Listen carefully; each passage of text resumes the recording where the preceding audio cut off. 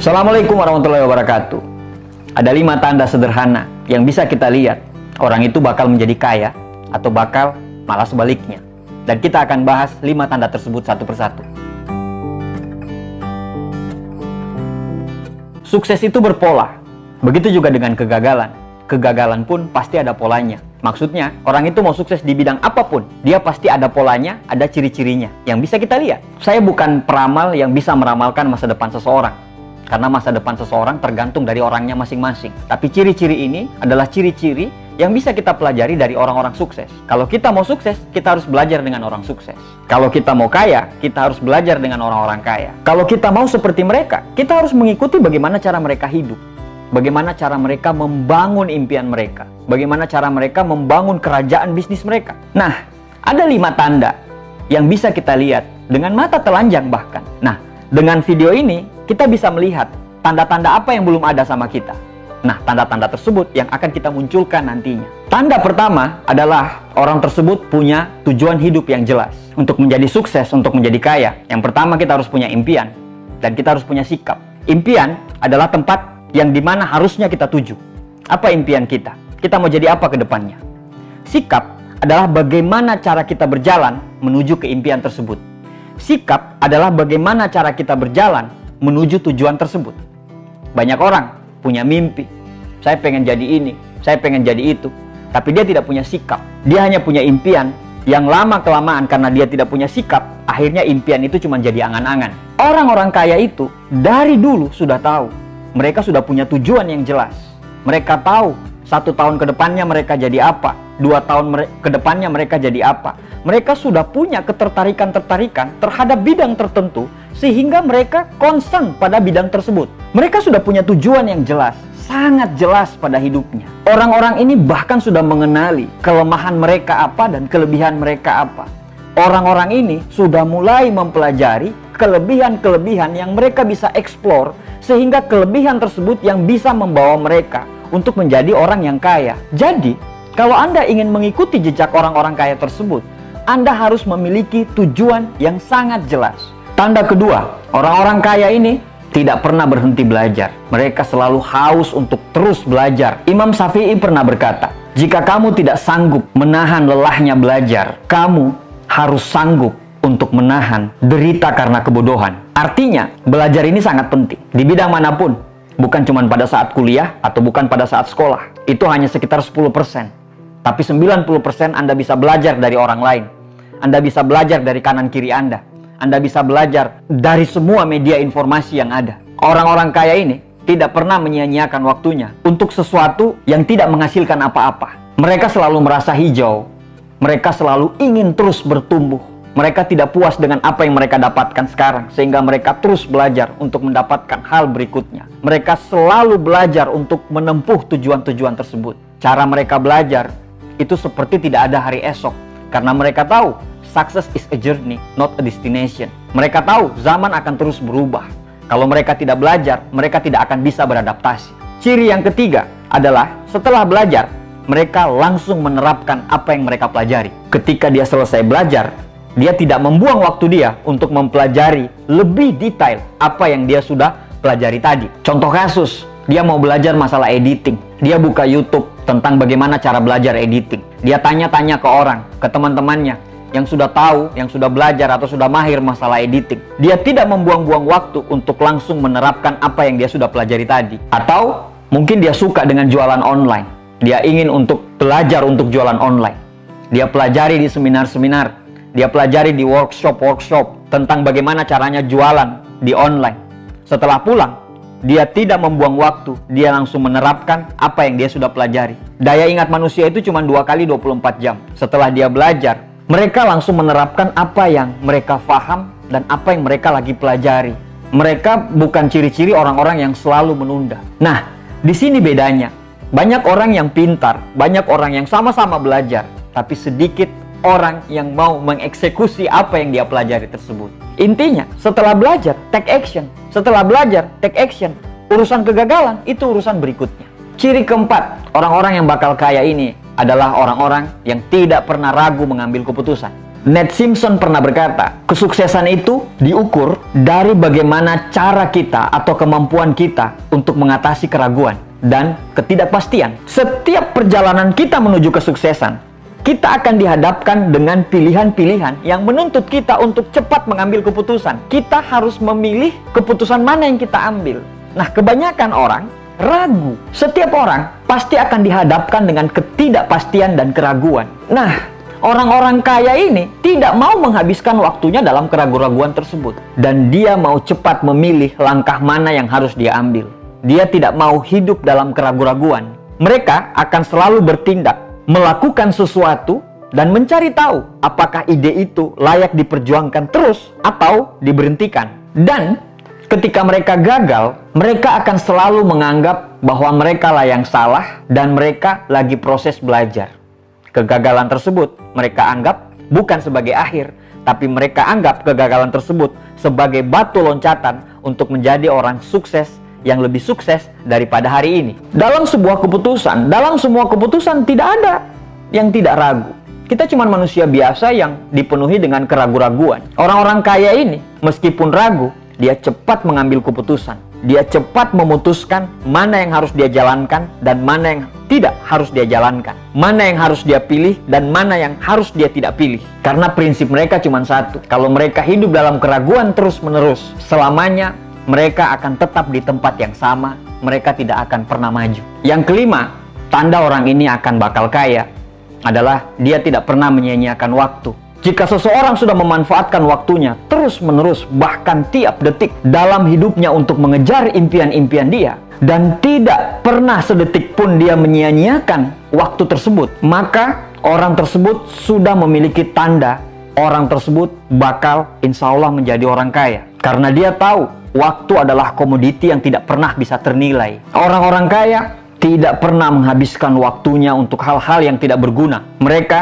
tidak pernah menyia-nyiakan waktu mereka hanya untuk bersosial media, nonton film, main game, atau apapun itu yang tidak bisa membawa mereka ke impian mereka, membawa mereka ke tujuan mereka. Karena mereka sudah menjadwalkan waktu mereka menit per menit, jam per jam, hari per hari, agar waktu itu tidak pernah terbuang secara sia-sia. Orang sukses dan orang gagal itu punya waktu yang sama-sama 24 jam. Tapi kenapa orang ini bisa sukses dan orang ini bisa gagal? Orang ini bisa sukses karena orang ini mempergunakan 24 jamnya itu secara efisien. Sedangkan orang gagal menyia-nyiakan 24 jamnya ini dengan tidak menjadi apa-apa dan tidak melakukan apa-apa. Waktu itu gratis, tapi tidak ternilai harganya. Kamu tidak akan bisa memiliki waktu, tapi kamu bisa menggunakan waktu tersebut. Kamu tidak akan bisa menyimpan waktu itu, tapi kamu bisa menghabiskan waktu itu. Sekali kamu kehilangan, kamu tidak akan bisa mengambilnya kembali. Itulah 5 tanda orang tersebut bisa menjadi kaya. Semoga dengan video ini, saya dan Anda terus belajar untuk menjadi manusia yang lebih bermanfaat bagi orang lain. Terima kasih, sukses buat kita semuanya.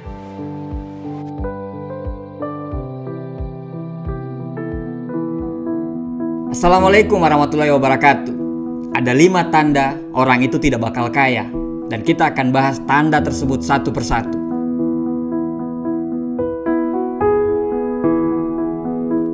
Bill Gates pernah mengatakan, lahir dari kondisi miskin itu bukan salah kita, tapi mati dalam kondisi miskin itu mutlak salah kita. Banyak sekali orang yang sudah bekerja keras mati-matian, kepala jadi kaki, kaki jadi kepala, pergi pagi pulang petang, penghasilan pas-pasan, pinggang pegal-pegal, dan sudah kerja keras mati-matian tapi tidak menghasilkan apa-apa. Pertanyaannya adalah, apakah kerja keras saja udah cukup? Tidak cukup. Ya, bukan cuma kerja keras yang kita butuhkan, tapi kita punya kerja keras, kita punya kerja cerdas, dan kita punya kerja ikhlas. Kerja keras pakai otot, kerja ikhlas pakai hati, dan kerja cerdas pakai otak. Nah, sebagaimana seperti saya sebutkan di video terdahulu, yaitu video 5 tanda orang untuk menjadi kaya, bahwa sukses itu berpola, gagal juga ada polanya. Jadi semua sudah bisa diprediksi dengan pola dan tingkah laku tersebut. Untuk sukses ada polanya, dan untuk gagal pun ada polanya. Kalau kemarin saya sudah menjabarkan pola-pola bagaimana caranya untuk sukses, nah hari ini saya akan bahas apa polanya sehingga kita tidak bakal kaya.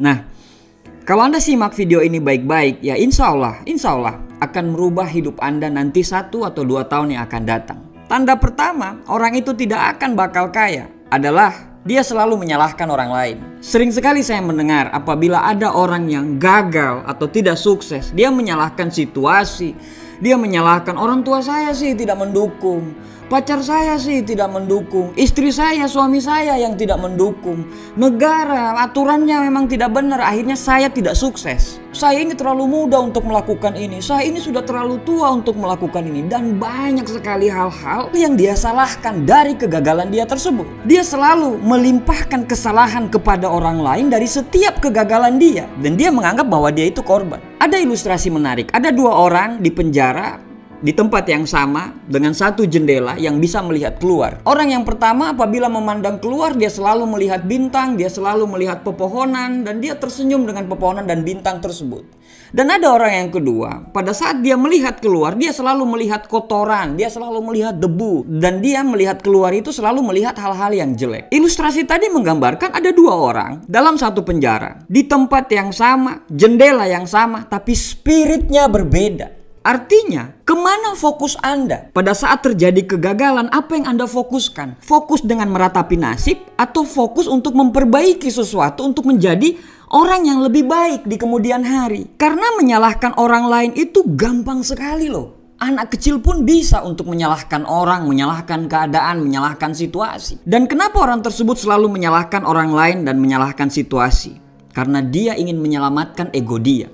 Gampang sih, ego terselamatkan sih, tapi kita tidak akan jadi apa-apa. Kita tidak bisa move untuk menjadi orang yang lebih baik daripada sebelumnya. Dan kita tidak pernah belajar dari kegagalan tersebut. Tanda yang kedua, kalau Anda tidak akan bakal kaya adalah Anda tidak pernah menganggap uang itu penting. Ya, kalau ada yang menganggap uang itu tidak penting, biasanya orang tersebut belum punya uang yang banyak. Kalau Anda punya keyakinan seperti itu, ya hati-hati dengan keyakinan Anda. Karena pikiran Anda bisa menarik hal-hal yang Anda pikirkan. Anda berpikir uang tidak penting, jadinya uang itu tidak akan pernah tertarik dengan Anda. Orang-orang kaya itu selalu menganggap bahwa uang itu penting. Penting loh ya, bukan segalanya. Karena uang itu penting, akhirnya mereka bekerja keras. Mereka punya inovasi-inovasi yang luar biasa sehingga mereka bisa menghasilkan uang yang banyak. Sedangkan apabila Anda menganggap uang itu tidak penting, akhirnya Anda akan kehilangan kreativitas.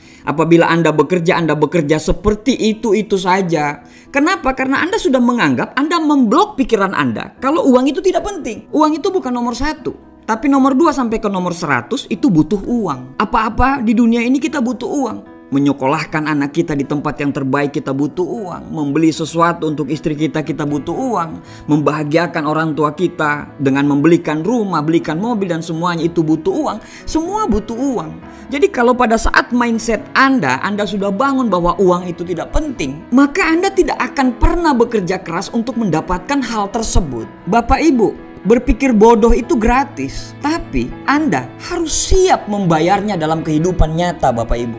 Saat Anda mengatakan Anda lebih memilih kebahagiaan daripada uang, sebenarnya Anda lagi memilih mana yang lebih penting antara kaki dan tangan. Saat Anda mempercayai bahwa uang itu tidak penting, uang itu akan menjauh dari Anda semuanya. Tanda ketiga Anda tidak akan bakal kaya adalah Anda membeli barang-barang yang tidak mampu Anda beli. Anda membeli barang-barang tersebut hanya karena ego untuk memperlihatkan kepada orang lain, supaya diapresiasi oleh orang lain, supaya diakui oleh orang lain. Beli barang-barang supaya terlihat kaya, terus dipertontonkan di media sosial, itu supaya orang lain itu jadi terkesan. Bahkan Anda bilang, saya ingin membuat orang-orang yang tidak suka sama saya terkesan dengan saya. Terus itu maksudnya apa? Buat apa kita meyakinkan mereka? Dengan kita mengeluarkan uang banyak, bahkan uang tersebut itu di luar dari kemampuan kita. Kita traktir teman di tempat yang mahal supaya dibilang, wah kita dermawan, kita hebat dan kita semuanya. Padahal akhir bulan kita bayar kartu kreditnya keteteran. Begini loh, kalau mampu, kalau bisa, nggak apa-apa, bagus. Tapi kalau nggak mampu, jangan dipaksakan. Itu poinnya yang saya pengen sampaikan di poin ketiga ini. Memang pada saat Anda membuat mereka tertarik, pada saat membuat mereka kagum, ya mereka akan menghargai Anda. Tapi sampai kapan? Kita dihargai karena hal-hal yang kita punyai secara materi gitu. Sedangkan prinsip orang-orang kaya sesungguhnya loh ya, bukan orang yang terlihat kaya. Orang-orang kaya sesungguhnya itu adalah dia membeli barang bahkan di bawah kemampuan standar mereka. Dan mereka membeli atas dasar apa yang mereka butuhkan, bukan apa yang mereka inginkan. Tidak usah kita menghabiskan waktu kita untuk membuat orang lain terkesan. Kita harus menghabiskan waktu kita supaya membuat diri kita terus bertumbuh. Sehingga akhirnya kita sendiri yang terkesan dengan diri kita. Buat apa kita mendaki gunung? Supaya kita bisa melihat dunia. Bukan dunia bisa melihat kita. Maksudnya apa? Kita berproses untuk kerja keras. Itu supaya kita bisa menikmati hasilnya. Bukan supaya untuk memberi kesan kepada orang lain. Karena itu tidak akan ada gunanya. Menjadi kaya itu lebih penting daripada lebih terlihat kaya. Tanda keempat, orang itu tidak bakal kaya, yaitu orang itu selalu merasa kurang. Dan orang itu tidak pernah bersyukur sama sekali. Berapapun yang dia miliki, apapun yang dia miliki, ya dia selalu merasa kurang. Dia selalu merasa, saya kurang. Gini. Kalau merasa kurang dalam hal-hal positif, merasa kurang ilmu sehingga belajar, merasa kurang bersedekah sehingga bersedekah lebih, itu penting. Tapi pada saat kita sudah menerima hasilnya, dan hasil itu adalah hasil yang dikasih oleh Tuhan, hasil yang dikasih oleh Allah, harusnya kita sudah bersyukur. Orang yang tidak pernah bersyukur dengan apa yang dia miliki, itu akan sangat susah berbagi. Orang ini akan diliputi perasaan yang apabila dia dalam satu posisi, dia akan takut posisinya diganti. Dia ini orangnya pengen di atas, pengen selalu di atas, tapi paling malas berkompetisi. Dan orang-orang ini takut untuk keluar dari zona nyaman. Mereka ingin berubah, tapi sikap dan tingkah laku mereka tidak pernah rubah sama sekali. Mereka terlalu takut untuk menghadapi dunia perubahan. Ingin kaya tapi berpikiran sempit dan tidak mau keluar dari zona nyaman. Dan orang-orang ini adalah orang-orang yang paling pelit dengan sedekah, paling pelit dengan berbagi kepada orang lain.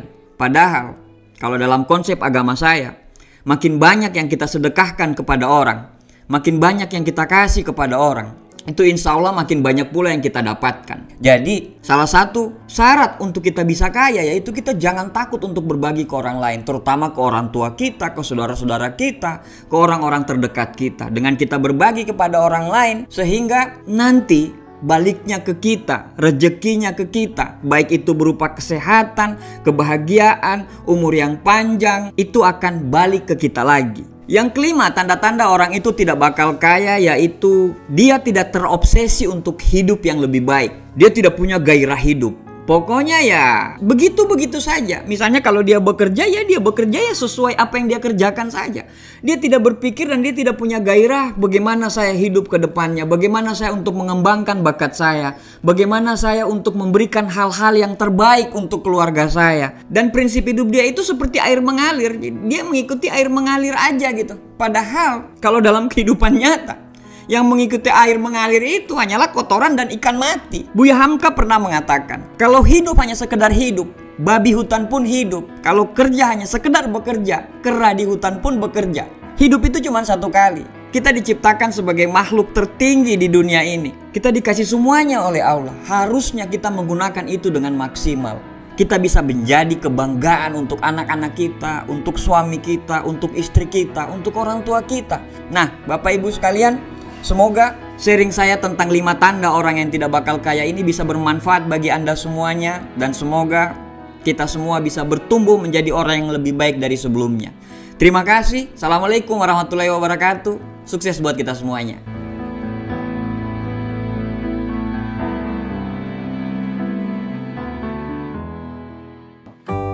Assalamualaikum warahmatullahi wabarakatuh.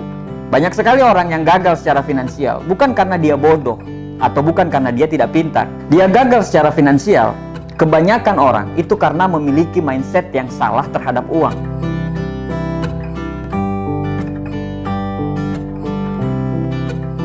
Kenapa mindset ini penting?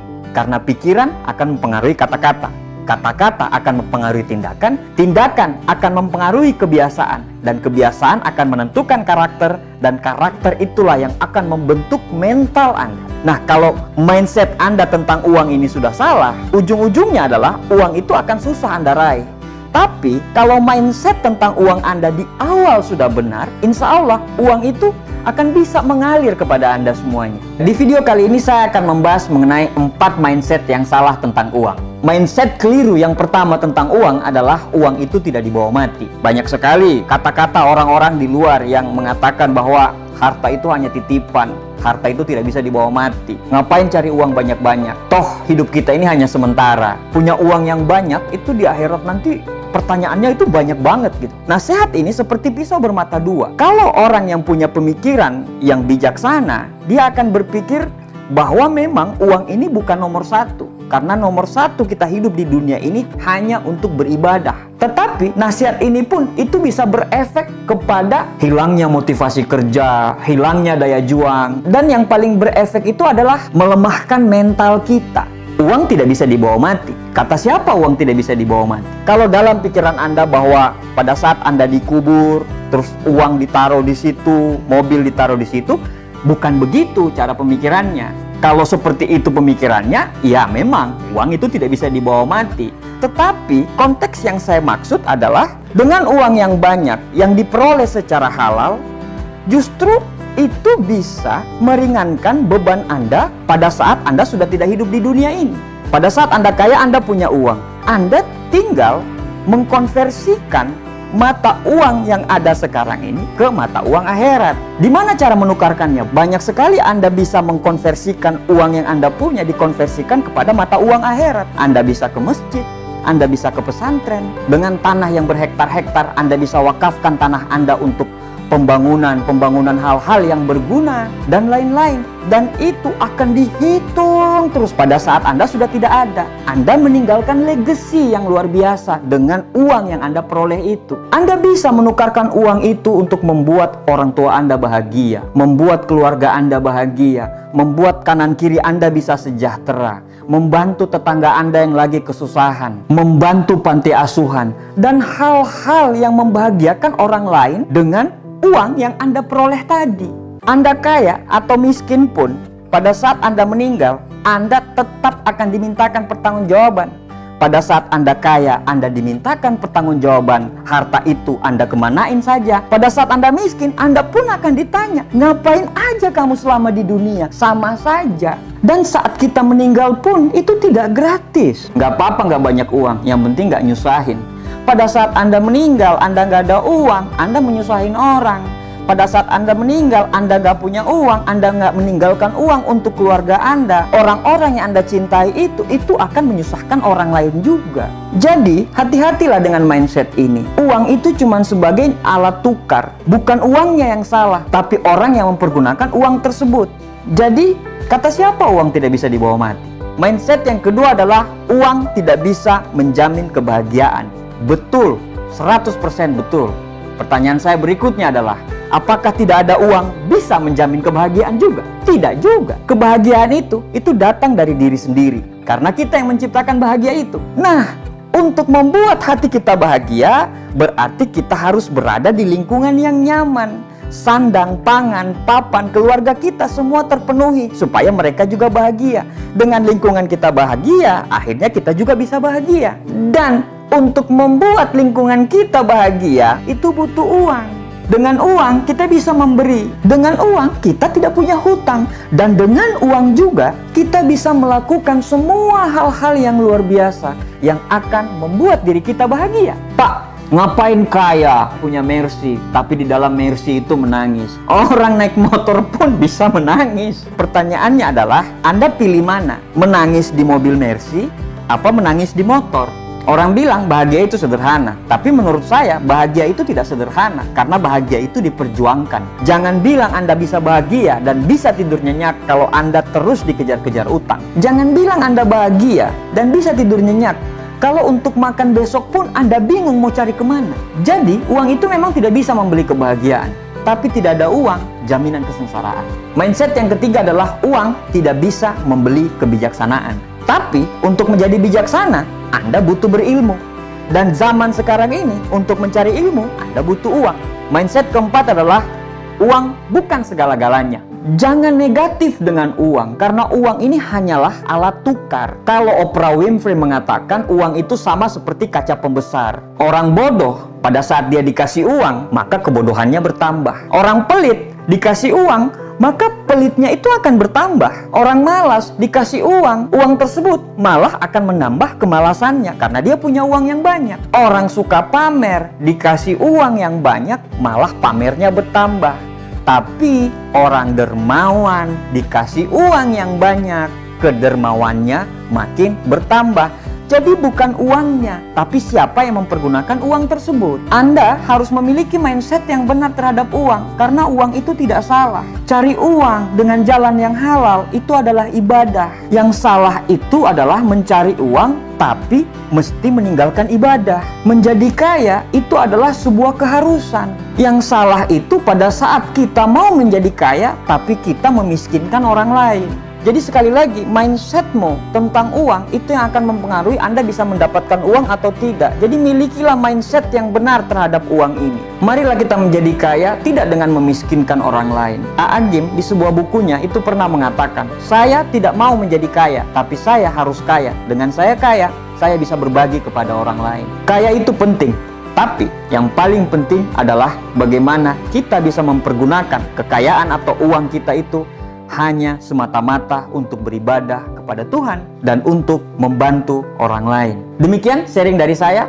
Saya pun hanya manusia biasa yang tidak luput daripada kesalahan. Kalau Anda melihat dari kata-kata saya ada yang keliru, tolong nasihatkan saya di kolom komentar. Terima kasih.